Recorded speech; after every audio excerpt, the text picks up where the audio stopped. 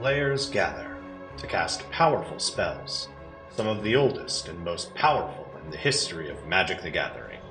Entomb, Grief, Reanimate, and many others, battling head-to-head in brutal combat.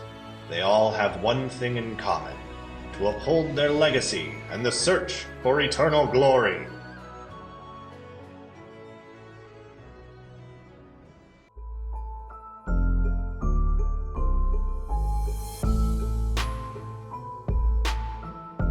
The Eternal Glory podcast is brought to you by the minds behind BoshNRoll on YouTube, Thraben University, and TheEpicStorm.com. This episode is sponsored by 3-for-1 Trading and Sparks Law Practice.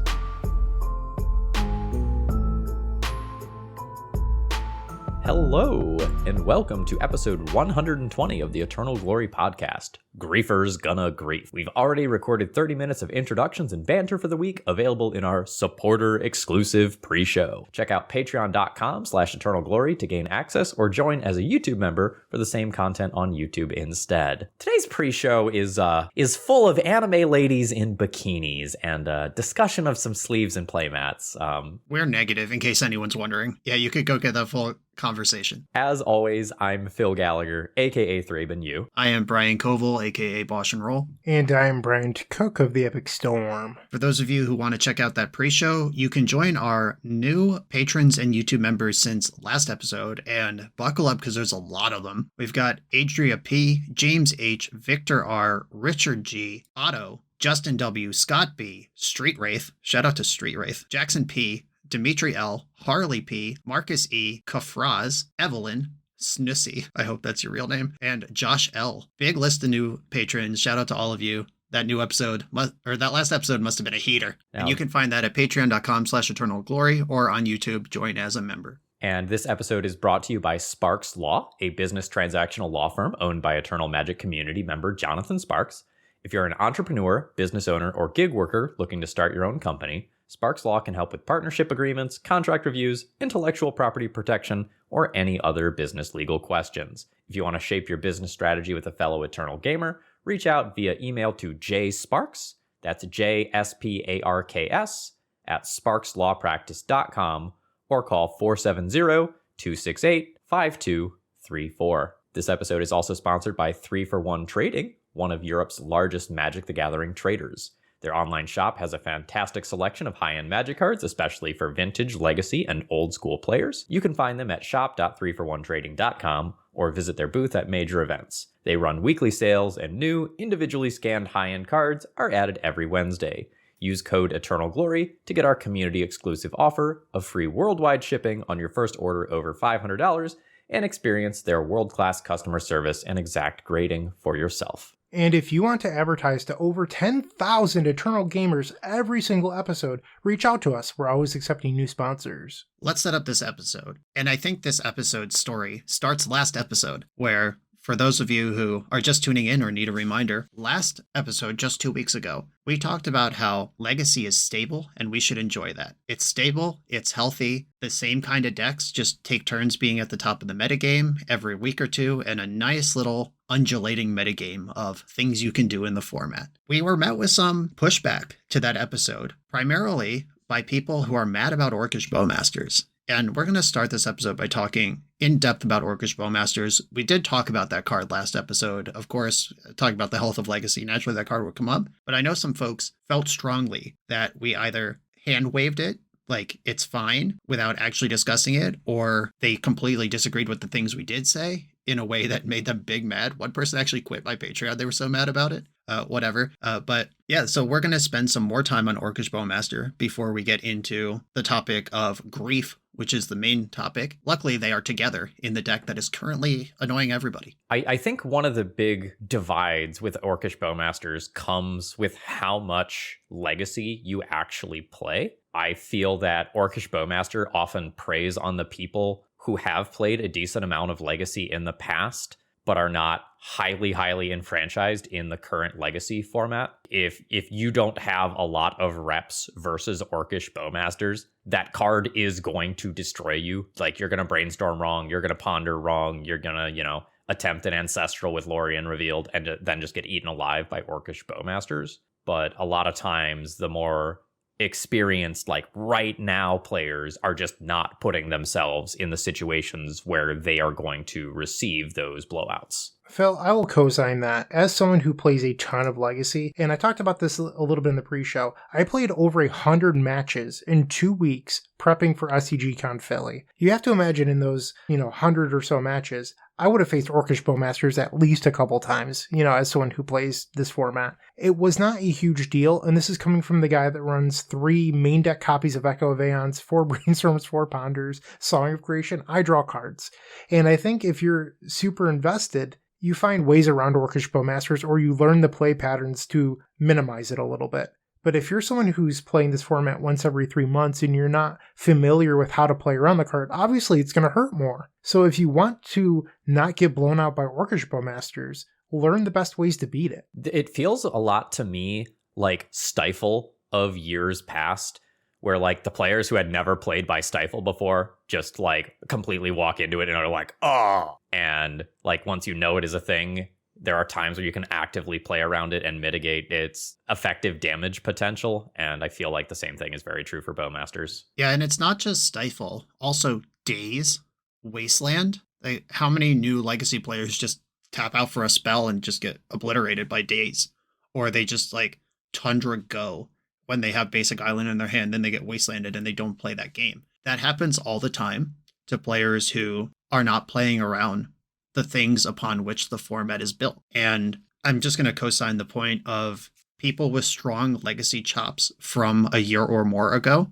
If you played a lot of Legacy in 2019 and you're stepping back in now, Orcish Bowmaster is going to feel like a absolute beating. How can anyone play with this going on? There is also just the massive overlap of those are primarily the people playing Legacy, where the people like us who run Legacy YouTube channels and stuff, obviously we are playing more Legacy than the average person who will show up to the monthly Win-A-Duel at the LGS or every 6 months when SCGCon comes through your region and you can get there. Like those people without a Magic Online account, without a active card hoarder account, just trying new decks every day, those people are the ones who are going to feel it the most. If you don't know anything about Legacy and you're just losing to everything everyone plays, Orcish Bowmaster probably doesn't register specifically. It is very specifically that large band of people who just are actually probably pretty good at Legacy and have a lot of reps in their life, but maybe not in the last year.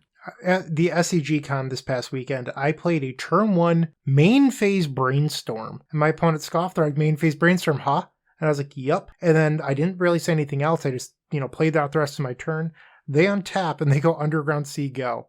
And I was just like, oh, the Bowmasters player didn't want me to main phase Brainstorm, huh? Like, it's just a little funny that you have to change your play patterns in order to beat the cards that are relevant. Like in 2019, like Brian said, could you imagine a main phase Brainstorm like that? It just wasn't a typical play pattern. In addition to Bowmasters, like Lorien Revealed has often also changed like the Brainstorm heuristics, being able to like turn 1 main phase Brainstorm, turn 2 upkeep, Lorien Revealed cycle, still get that shuffle has also been a way that has changed how we evaluate Brainstorm. But back on the topic of Orcish Bowmasters, I feel like Orcish Bowmasters is one of the most like skill testing cards we've seen printed in many years, because you have the option to play it out at sorcery speed to kind of always get the cantrip so your opponent can't Brainstorm in response. You have the option to hold it up to hope to get a Brainstorm or Ponder or whatever. But if your opponent then chooses to play around it and wait on a Brainstorm, do you flash it in at the end step to use your mana? Or are you willing to wait and not use 2 mana and like fall behind in terms of tempo and board state? Do you use Orcish Bowmasters for 1 additional damage and a slightly larger orc pre-combat, and when it telegraphs that you have flash blockers, or do you wait? Like, it is an incredibly skill testing card with a very high skill ceiling. Yeah, I'm going to use a recent practical example from SCGCon where I was playing Dimir Rescaminator versus Sultai Beanstalk. I left up 2 mana, hoping to, snag a Beanstalk on the way down, get some damage through, and start clocking. And my opponent just made their land drop and passed back. At which point, we both have 2 mana up. We're both Bowmaster decks. And I'm a combo tempo deck that wants to be using its mana. And they are a tempo control deck that is okay sitting back and not spending mana if nothing's happening, because that eventually favors them. I felt behind. I didn't have another land to play. I know I couldn't cantrip into their open 2 mana, so I just drew for turn and passed back again. I didn't Bowmaster in the end step. I didn't do anything on my own turn. I just passed back, and I could feel the game slipping away from me. And then my opponent, who had less experience playing these play patterns, just flashed in their Bowmaster in the end step because they wanted to use their 2 mana. And then I played mine, killed theirs, and I was way ahead on a board state where if my opponent understood what this game was about and the macro levels of our deck and the fact that they play more lands than me, they play better removal than me, and if nothing's happening, it ultimately favors them,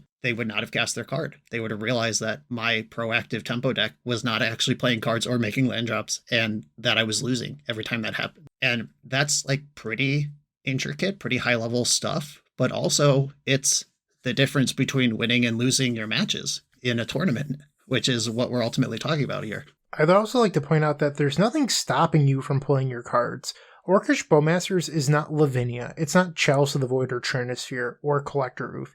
You can play your Ponders and Brainstorms. And I know that a lot of people that play Legacy because they want to play the Cantrip Cartel. They want to play Ponder, Brainstorm, and even sometimes Preordain or Mishra's Bauble. They want to play Daze and Wasteland and all that stuff. And they don't like it when there's a card that makes playing those cards less ideal. But the thing is, 1 damage, if you want to ponder, is not the end of the world. I've brainstormed into Orcish Bowmasters. It's something you're allowed to do. And I think that just because there's something that is now good against cantrips doesn't mean that you can't cast them.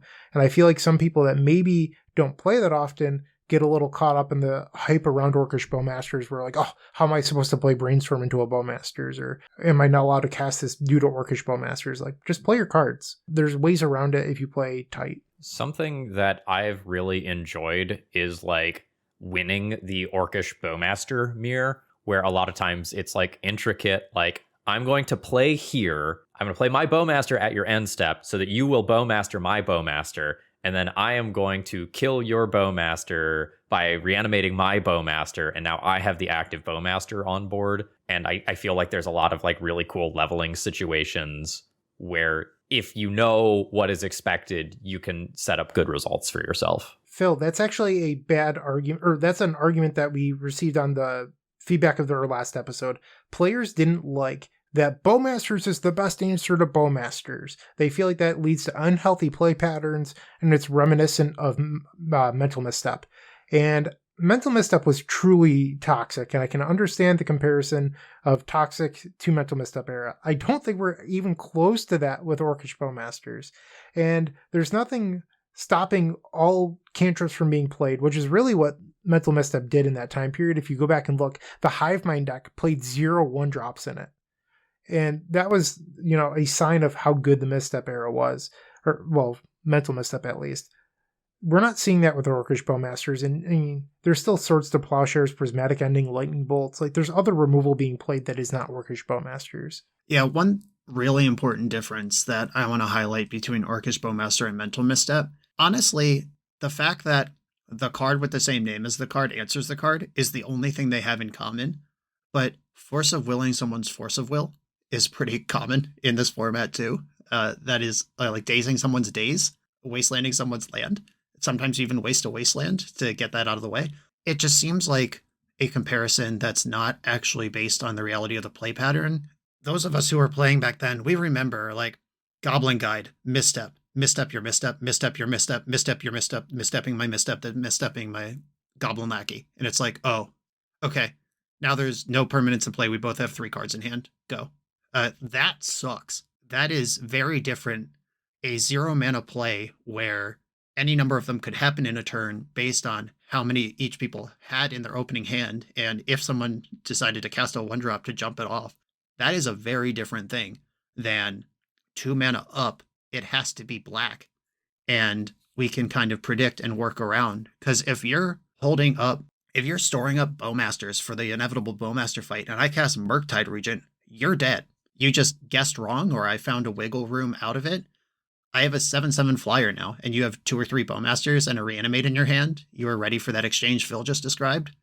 But I'm doing something different now. You guessed wrong on what my 2 mana was representing. That is a completely different thing than Mental Misstep in my opening hand is just as good on turn 7. It's whenever they decide to cast their 1-drop, it's in the bank, and here I come. It's just a totally different thing. Like Brian described there, Mental Misstep can be played on turn 0, 1, 2, whatever. Orcish Bowmasters requires 2 mana, and you have to agree by the rules of engagement of like, oh, I'm going to play my Brainstorm into their Orcish Bowmaster mana. You're also just allowed to play your Ponder Brainstorm on turn 1 before your opponent can even cast Orcish Bowmasters. Like, there's play to it. There are patterns that exist. There's also a very large number of decks where Orcish Bowmasters is basically raise the alarm, because just drawing a card is not something that you particularly care about. So it's not like Orcish Bowmasters is just like omnipresent as an oppressive card. It is very good in a relatively large portion of the matchups in Legacy. But, if you're playing Moonstompy, okay, maybe every couple of games, Orcish Bowmasters will stop me from looting with Fable of the Mirrorbreaker. Okay, that's a little annoying. It's a flash blocker that can kill my Rabblemaster. Okay, that's a little annoying. But, it's no different from any other card that is trading 1-for-1 with me, or maybe slightly better than that. Right. And when we're talking about those sorts of exchanges, Swords of Plowshares, Lightning Bolt, these are format staples. Fatal Push, and they all cost 1. Spending 2 to get a conditional version of that, specifically if your Rabblemaster happens to be in the red zone. Like, you could just not attack with Rabblemaster if you smell like that's the thing. Just leave it back. And that's like leaving up that 2 mana is such a tell. Like, thinking out back to other cards that were problems. Oko. I still believe that Oko mirror gameplay was extremely fun and satisfying. It was not fun and satisfying that Oko completely invalidated anything else from happening in that format. When I have an Oko and you have an Oko, and there's some number of 3/3s in play, and we have to really get in there and do combat math and count permanents and figure out who's actually ahead here while keeping track of, like, you can't play anything too good because Oko could trade a food for it. And then, like I thought that gameplay was really good. However, it ruined the format around it. I think that Orcish Bowmaster versus Orcish Bowmaster gameplay is really good. Basically, every deck that Oko completely invalidated obliterates Bowmasters.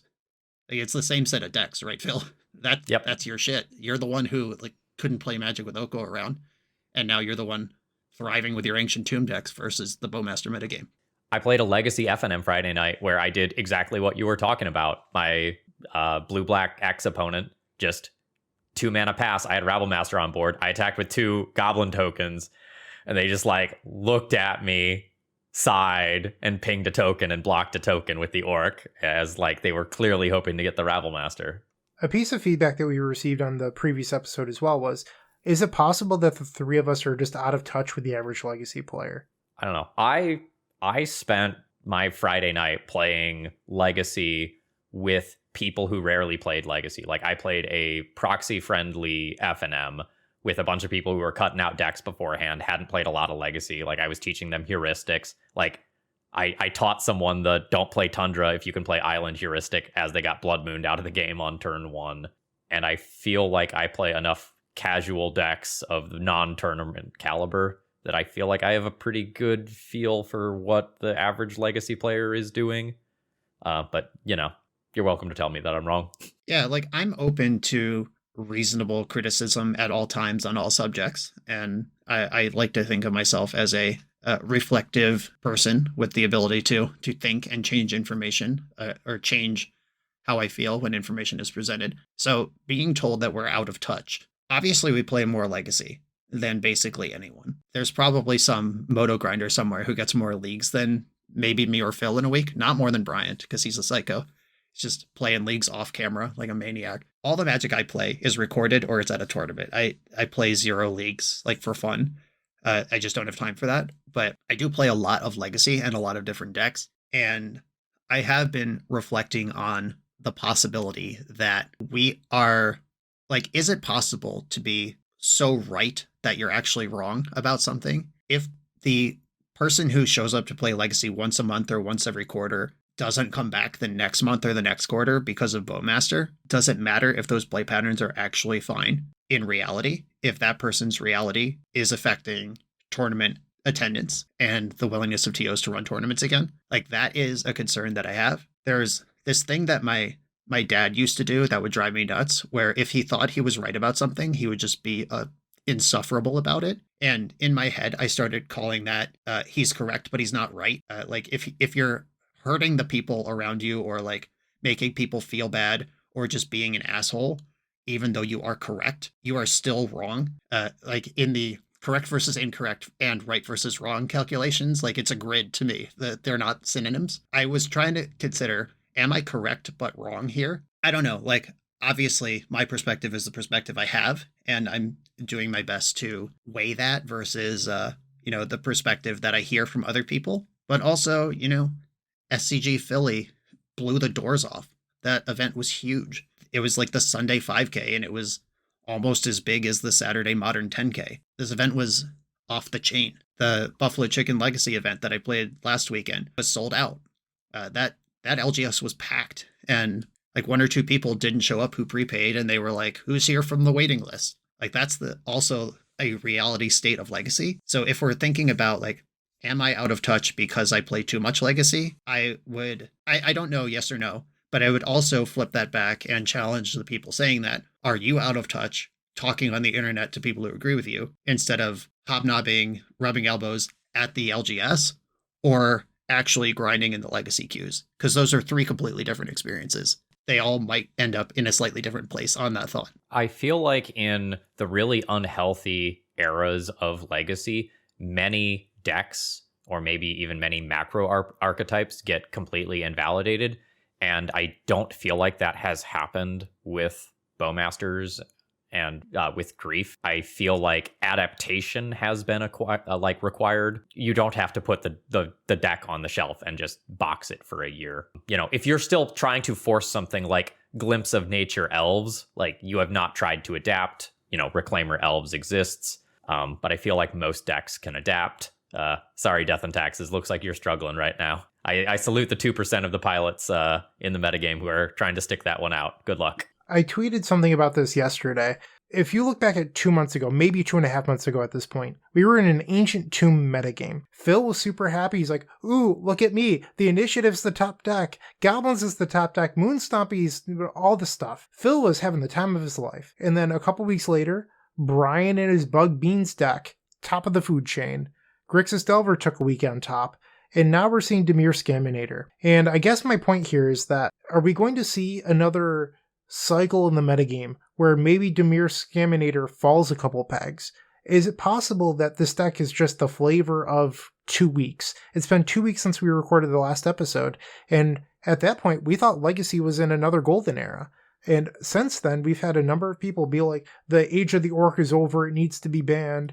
And it just feels like a lot of hyperbole to me that all of a sudden we're in this metagame that's insufferable, where 2 weeks ago it was great. And I don't know if it's actually that bad. I would hope that the people in charge just ride the wave a little bit and see if maybe the format will correct itself. Because I don't think that this Dimir Scaminator deck is so oppressive that nothing else can compete. I'm looking at the metagame right now, according to Goldfish reporting. The top 3 decks are Rescaminator, Salty Beans, Grixis, Delver. Those are 3 Wasteland Days Bowmaster decks. Is that because the Wasteland Days Bowmaster shell is solved and broken? Or is it because last week's decks are soft to that combination of things? And will we see movement that rotates that back to the second thing, and then Ancient 2 meets the first thing? I think it is... a lot's happened in 2 weeks. Last episode, we were talking about how cool it is that this Rescaminator deck, all the cards have been legal this whole time, and it just emerged. And now we're like, oh, geez, this stupid deck.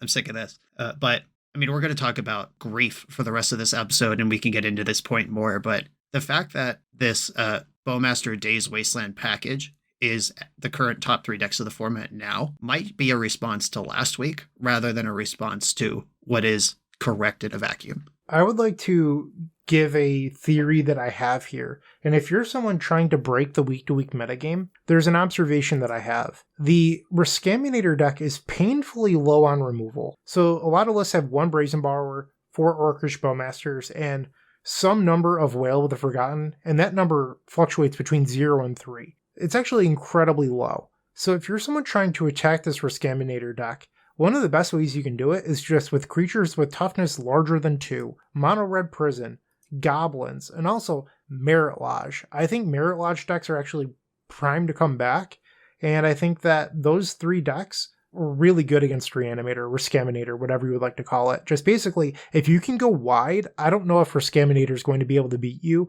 if you can manage an Atraxa. Yeah, I just had a coaching session earlier today with someone who was playing Cephalid Breakfast, and they were playing against Scaminator, and they were one of these people who has some experience in Legacy, but not deep in the trenches of the last month. They held back their Nomad Encore on turn 1, and I was like, whoa, you should have played that out. And they're like, really? It's a Dimir deck. Yeah, but they don't have removal. And that blew their mind. And then their Nomad got griefed immediately because they didn't play it out. That just loops back to understanding the play pattern and what's actually about. Are we ready to talk about if we think this deck is actually unhealthy, though? Are we ready to move into phase 2 of this conversation? Yeah, sure. Let's bridge the gap by reading what Wizards of the Coast just said about Legacy on March 11th. There was a ban list update to formats. Legacy was no changes, but they did write a paragraph, and they said, Orcish Bowmasters has crept into many of the macro strategies, featured in Delver of Secrets variants, Sultai Control, and Reanimator. While the play rate of Orcish Bowmasters isn't quite the level of staples like Brainstorm, Ponder, and Force of Will, it is something we're keeping an eye on. For the time being, we're happy with the fact that many different decks can win at the top levels of Legacy. That's what they said about Legacy, and Orcish Bowmaster was the card that they said out loud they have eyes on. But that's not what we just spent a second episode in a row talking about Bowmaster. What card do we have our eyes on? We've been looking at Grief, and this is a card that we've talked about a decent amount on the podcast. Feel free to jump back to episode 106 in Grief's Shadow, where we kind of deep dive Grief for a first time as Death's Shadow kind of started coming back into prominence. Right, and we did a whole episode on Grief already. We did this 6 months ago, back in September. Keep that in mind as we move forward. This is not new. It's not like this card was just found. It's not like any of these interactions were just found. They're back at the top of the conversation chart. So Grief is sort of interesting because while Force of Will is a reactive card, Grief is a proactive card. With Force of Will, you're waiting until your opponent puts something on the stack and then you respond to that.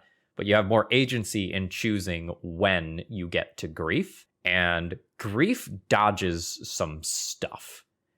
Grief doesn't care about your Cavernous Souls. Grief does not care about your defense grid. Right. These past 2 weekends, I played against a lot of defense grids. I had to defeat Tony Scapone in my win-in at SCG Con. He was playing Epic Gamble, which has a bunch of defense grids. I had to play against 2 different Mystic Forge Karn Stompy builds at Buffalo Chicken through the Swiss to make that top 8. I've played against a lot of defense grids in the last 2 weeks, and the old combo player on the play Ancient Tomb Defense Grid Go strat that would have put chills into my spine in other decks. I just Grief Reanimate Grief. They're actually down 3 cards now because they cast the stupid defense grid that I don't care about. And they use Ancient Tomb to do it, so they're under the gun. Grief's attacking for 3, and your mana source costs 2 every time you use it, and you have no cards in your hand. It's just a very different type of calculation and what you need to think about, what you need to worry about. Let's say you're a Legacy boomer, and you've been playing for a very long time, and you like to tell all of the people at your LGS how long you've been playing. You probably remember a card named Unmask that's been in Reanimator strategies for what seems like forever. How is Grief that different from Unmask? At least with Unmask, you can target yourself, and then you can reanimate your Gristlebrand and blah, blah, blah, blah. Well, Grief is a little bit different, because you have the ability in these decks to reanimate creatures. And like Brian has been doing the last few weeks, when you reanimate a Grief, you now get your opponent's 2 best cards. With Unmask, if you just exile a card to discard one of their cards with no other upside, you are card negative, which is a huge difference. And I think when you're talking about Grief, it's not just always, oh, I pitched a card and discarded one of their cards, so I'm card negative. I think if you're only looking at it in that vacuum, you're sort of doing yourself a disservice. But also, when you look at the Legacy ban list, there's already a card there that gets to look at your opponent's hand for free. And that card is banned. We're talking about Gitaxian Probe here. And after the last episode, I had someone come up to me at SCG Con Philly, and they're like, Bryant, you really think that after your last episode that Grief and Orcish Bowmasters are fine? And I was like, yeah, but they're like, Gitaxian Probe is banned. Grief is just the second coming of that. And I've been thinking about that a lot and the power of free information. And I do understand that Grief is card negative, but in all of the shells that it sees play in, there's also Reanimate, Animate Dead, stuff like that. And the power of free information is very high. There's a reason that you can only play Gitaxian Probe in Vintage at this point, or Casual, Commander, whatever. And I think that maybe Wizards made a mistake with Grief with it being proactive and the power of reinformation. Yeah, I think that the comparison to Gitaxian Probe is dangerously close to comparing Mental Misstep to Orcish Bowmaster. Like, we already talked about that in this episode as not an actual apt comparison. Like, Gitaxian Probe is as close to free as a Magic card could reasonably be. It even replaces itself. Grief costs you 2 cards and you take 1. So there is some deck building requirement to then break that. Because if you pitch a card to Grief, take a card, you're down 2 cards, your opponent's down 1. Then you cast Reanimate, that's your third card. Grief comes into play, which is now a physical card that your opponent's going to have to deal with, and you've discarded 2 cards, and you have a creature left over. That is a 3 for 3 at the end of the day. However, you have taken their 2 best cards to fight that situation. So you're ahead at the jump off of the 3 for 3 that you have now proposed that we play this game around. It's like a lopsided 3 for 3. In a situation where 3 does not equal 3, basically. You've created in this little math warp. I don't think it's Gitaxian Probe, but I do obviously agree that being able to get perfect information at no mana investment, and in this case interact with that information, is a big deal. I've had a play pattern that I've realized because I was not a Grief gamer before the last 2 weekends, and I had to kind of figure out on my own, like, if I have Grief and Reanimate in my opening hand with a Ponder, but no other black card, at first, like, my knee jerk is like, I don't really want to pitch Reanimate to this. And then I realize I don't have to. I can just ponder into any black card, pitch that, and then Reanimate next turn. Because it's free. There's no mana. And that's a really powerful thing to be able to check first or select first and then check. And you could just do it in whatever order you want. One thing that's been sort of interesting to me is like the delta for like how good versus how bad Grief can be is incredibly high. So like, for example, if your opponent mulligans to 5 and then you Grief them and you take their 2 only relevant cards, you have created a non-game. However, like when you mulligan to 5 and like you end up keeping like a Grief in there that you can't immediately reanimate, like that card feels quite bad in many cases. So like it is a card that has an incredibly high ceiling of like, I almost immediately win the game, but also a pretty terrible floor. Right, and the power here is that Grief protects itself on the way in, both from removal and from graveyard hate, because you get control over what order the triggers go on the stack. You can decide whether to sacrifice Grief first or take a card from your opponent's hand first if you evoke it. And if you stack it so it takes the card first, you could take the Surgical or take the Fairy Macabre or the Endurance, and then the coast is clear for the second round. And if your opponent suspects you might be reanimating, they then have to decide, are they going to Swords to Plowshares Grief in response to its take a card trigger, where you then get to take a card anyway, and maybe you weren't even going to reanimate that, or maybe you have another one. Really miserable the way that it protects itself, because a 3/2 menace is not that big of a deal. This format is built around evasive 3-power creatures. We know how to deal with those. We got Delvers, DRCs, Dothy Voidwalkers, True Name Nemesis. We've got these things floating Nibble around. Mongoose, throwback. That doesn't have evasion, but it is hard to kill. We have a history of dealing with 3-power evasive creatures, but Delver doesn't Thoughtseize you twice on its way in, is the difference. Yeah, and when you Grief, reanimate Grief, and then you have like a Daze or Force of Will beyond that to back it up, that starts to feel a little oppressive. That sometimes is like, okay, my decisions did not matter in any capacity in this game. But a lot of times those situations are like the absolute ideals lining up. We talked about this a little bit in our previous episode, but this blue-black Rescaminator deck, it's really difficult to attack because they can just pivot into a plan that doesn't use their graveyard at all. And if Surgical Extraction and Fairy Macabre aren't effective, are you boarding in Leyline of the Void and mulliganing for it against a deck that might have just boarded out all the Reanimates for things like Dauthi Voidwalker or True Name Nemesis or Murktide Regent or whatever, making their deck significantly worse while you just completely have a perfect juke? Yeah, and like similarly, how do you feel about Fairy and Surgical? If your opponent just goes and griefs you, you lose the Fairy or Surgical before you get to take out the relevant card, and then they'll reanimate it and take your, real best card beyond that. Yeah, and I mean, I have this recent example, I'm going to bring it up again, of that coaching client who I think is going to listen to this episode. Shout out, by the way. I use these examples to teach, not to roast you. I think you know that. But that same match where they were playing Cephalid Breakfast versus Rescaminator, they got clowned by an Archon of Cruelty in game 1. And then we were reviewing video, so it wasn't live. I couldn't stop them from doing anything. And what they did was immediately brought in their Force of Negations on top of their Force of Wills. And my thought looking at their sideboard was, I'm trying to shave Force of Wills and get these Surgicals and Flusterstorms in the deck, and all my Swords to Plowshares, and maybe even my Prismatic Endings that are in the sideboard. I want to be Esper midrange versus this deck, because you're not going to win a game where you force twice either. That's the same as getting griefed and reanimated grief. You're down 2 cards. We were talking through this, and I was like, okay, let's watch this game 2, see what happens. I bet you're going to die to a Dauthi Voidwalker with a Force of Negation in your hand. Guess what? That's exactly what the game state looked like when he finally conceded. This juke is really powerful, but also knowledge is power. It's half the battle, I've heard. And knowing that they could juke means that you're not sitting on a handful of Fairy Macabres and Force of Negations as they drop Dauthi Voidwalkers and Murktide Regents on you in game 2. And for those of you who aren't super dialed into what this pivot plan is that we're talking about, it's something on the order of like 3 or 4 Dauthi Voidwalker, 2 Murktide Regent, and then maybe a couple supplementary creatures beyond that, like a 4th Orcish Bowmasters or maybe a Brazen Borrower or 2. Right, and what comes out is the monsters, the entombs, and some of the animate deads.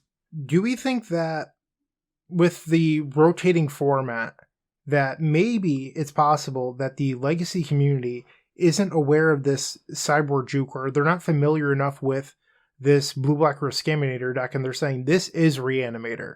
And that's part of the reason why this package has become so successful, is the community at large isn't ready for the juke, or do you think the juke is so powerful that it just doesn't matter? Because so far we've seen everything cycle, and we're about at the point where things would cycle over the last couple months. Do you think that it's going to take longer for people to catch on to this plan, or do you think the community is aware of this and it's just too powerful as a sideboard option? I think it is both.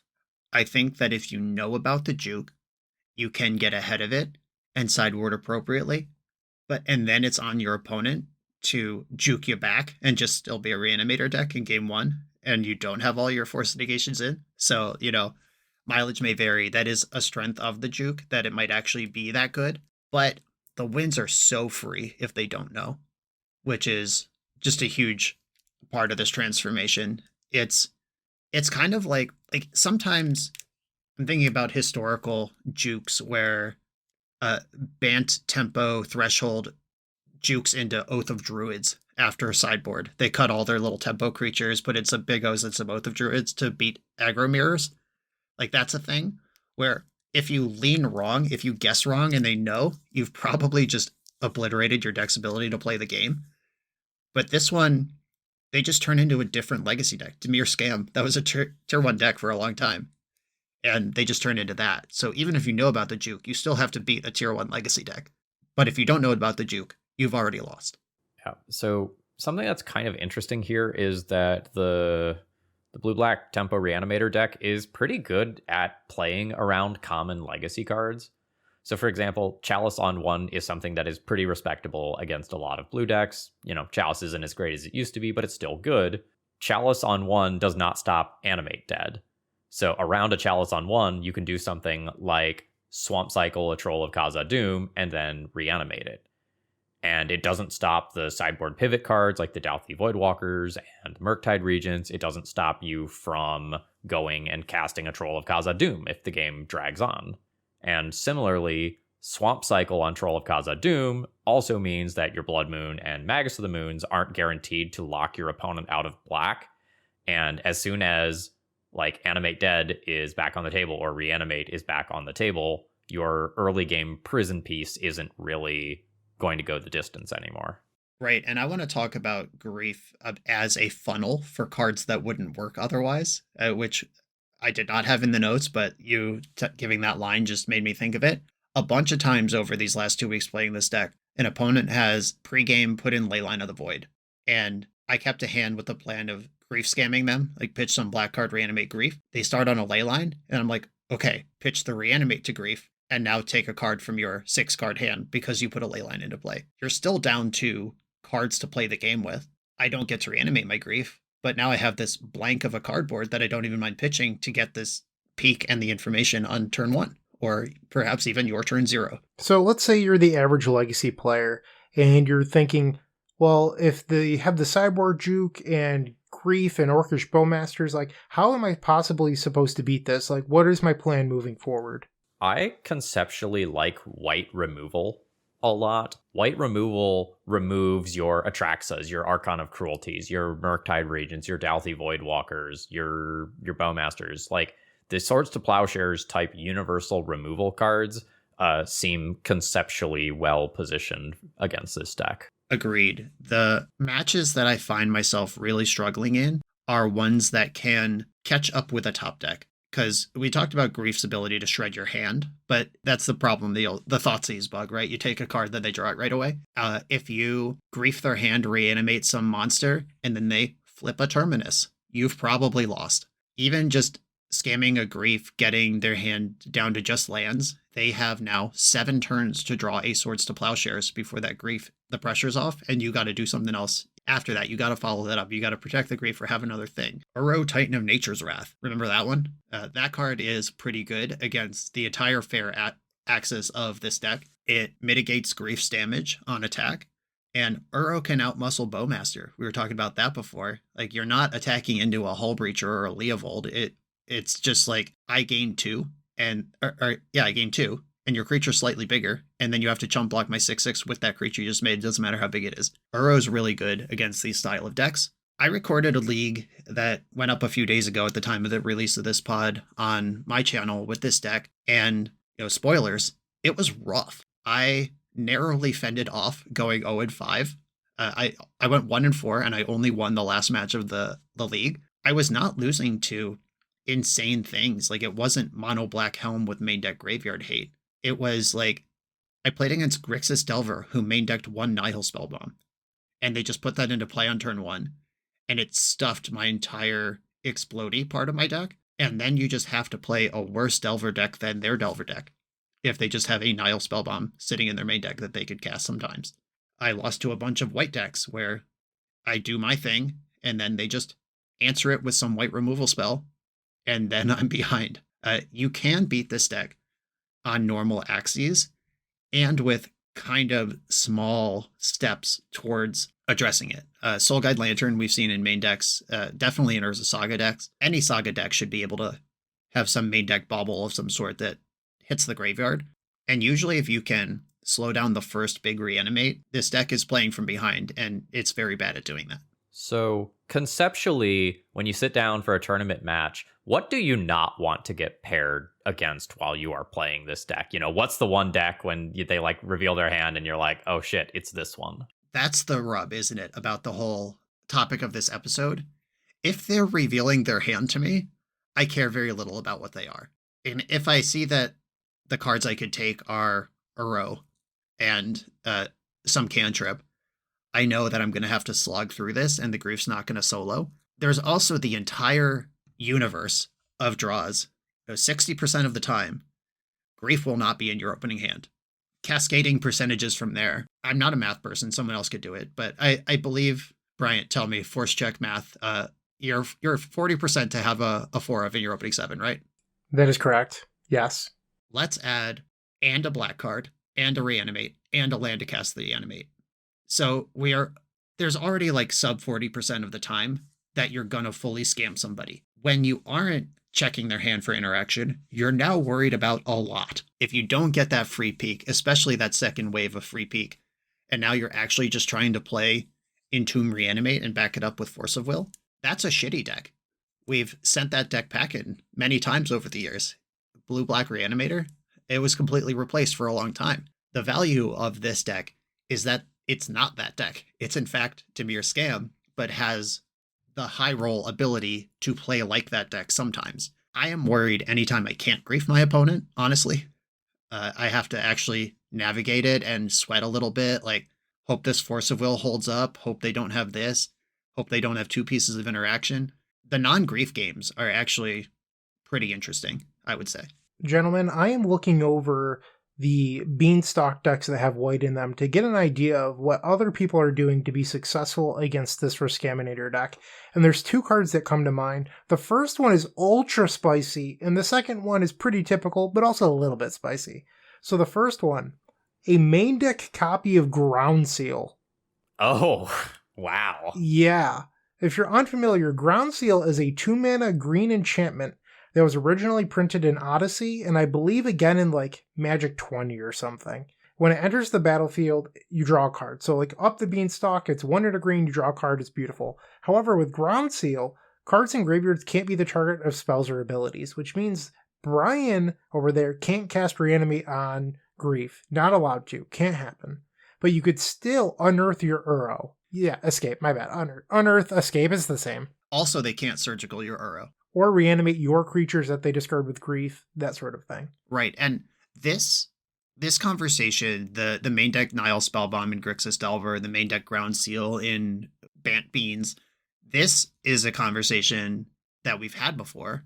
It's usually about Pyroblast, where is main deck Pyroblast a sign of an inbred unhealthy metagame, or is that enterprising deck builder solving a problem? In this case, I'm not sure yet. There is a large swath of graveyard hate that's relatively cheap, and a lot of it cantrips if it's bad. Like Soul Guide Lantern cantrips if you don't need to hit their graveyard. Nile Spellbomb cantrips when you do hit their graveyard. Ground Steel cantrips on the way in. There's a lot of low-hanging fruit where if you just want like 1 or 2 slots in your deck to respect that this thing is out there without just spewing off when it's bad, there's options. And I am still deciding for myself, like, we're just people playing Legacy. I don't have a fully formed opinion on this yet. It's still pretty new. Is this a main deck Well, it is a main deck Pyroblast situation. Is it unhealthy? Is it toxic? Or is it just a problem being solved? Well, the next card is a little bit more typical, Brian, and it's Dress Down. When you look at the Riskaminator deck, they typically, at least in my experience, get Atraxa before they grab Archon of Cruelty. But Dress Down hits both.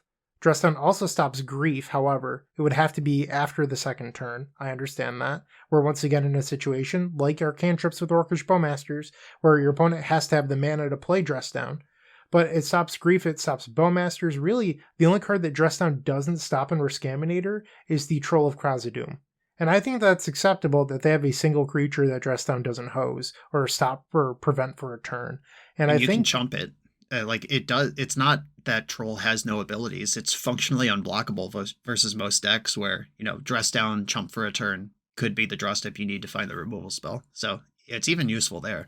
Exactly. And I'm just saying that we have ways that are in a lot of main decks already. And I mean, Dress Down has other applications against the Initiative or Doomsday, stuff like that. It's not like Dress Down is a bad card. There's cards that we have access to that could be cards that were your 62nd card that now become your 60th. Clarifying with Dress Down, this is something that has been there all along that happens to be good against these, not something that is being added in, right? It comes in and out. Dress Down, sometimes there's like 1 or 2 in a sideboard, sometimes there's 1 or 2 in a main deck. It's one of those cards that just moves around. Generally, the more Thassa's Oracles and Urza's Sagas are in the metagame, the more main deck Dress Downs you're going to see. But maybe Atraxa is something we need to think about as on our list of things that are high in the metagame to necessitate a main deck Dress Down or 2. Also a cantrip, by the way. Another big upside of all of these other cards we've mentioned. If it's bad, you just cast it and draw your card and move on. Now you have a different card. So as kind of a side effect here, if you are playing a deck that happens to have main deck graveyard hate as a portion of it, you might be eating good in this metagame. So there's this like mono black like scam aggro deck list that has like main deck Douthie Voidwalkers and still has the Grief Reanimator scam package and Wasteland and Stalactite Stalker and all that stuff. That is a deck that has existed in the wake of the Lord of the Rings set. And it's picked up some other things like Exsanguinator Cavalry since then. Some people have like came to me being like, hey, is it time for Mono Black Helm to come back because you have the main deck ley lines? Like, those are decks worth exploring if those decks are in your wheelhouse already. My top 8 opponent at the Buffalo Chicken Legacy Tournament last weekend was Mono Black Helm. I was not sitting near him all day. I didn't know. And then just, top 8, I'm on the play. And he's like, I have a pregame. And I was like, oh shit. My plan was actually to scam that person. And that was just a cool way to come at the metagame. Also, Adam Wasburn Moses, who is a Magic grinder from the Midwest, he was there doing commentary at the Buffalo Chicken. And he was qualified for the Legacy Showcase Challenge the next day. And he showed me his list. He's like, I just can't lose with Mono Black right now. He could play anything. He has the skill set, but he was just very close to locking Mono Black Helm as well. That's out there, and it's not super embarrassing. That deck was fine before Reanimator was at the top of the metagame. So as we reach the end of the episode, there's just one question. Smash or pass? You've got the ban button in your hand. Is it time to take out Grief? Is it too much for the format?